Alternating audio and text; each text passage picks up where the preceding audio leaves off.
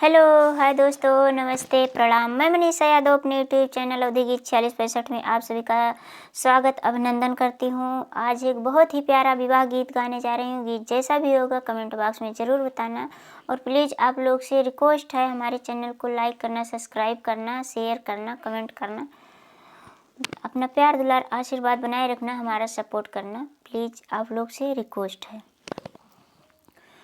पाँच पेड़ बाबा बगिया लगाए, बीच लगाए फूलवारज,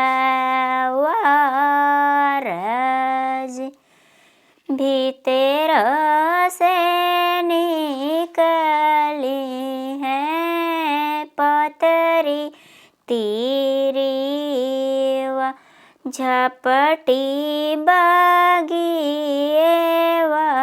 का जाई, रहिया में मिले गाए रामायल लक्ष्मण, बहिया पकड़ बेल माइज, छोड़हु न छोड़ रामा हमारी ने बहिया, बहिया बड़ी सुकुआर, टूटत बहिया हो फूटत मोरी चूड़िया, मैया आगे कावन जब खेली कूद बेटी घरवा जे गईली, ठड़ी डेवड़िया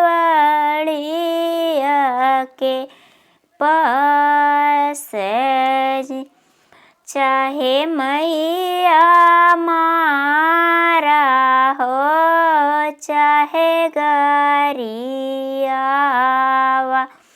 चाहे दिया घर से निसरज,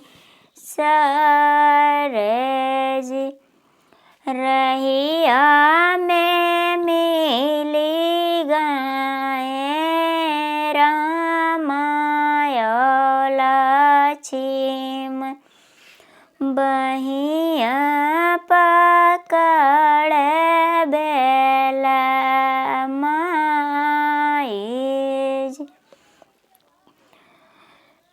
राम लक्ष्मण संग जुआ तू खेलियो बेटी, हमसे लियो है छिपाई,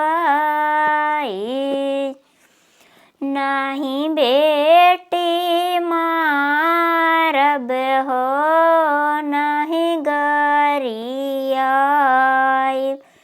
रच देबै तोहरा बियाह, नहीं बेटी मारब हो नहीं गरियाई, रच देबै तोहरा बियाह।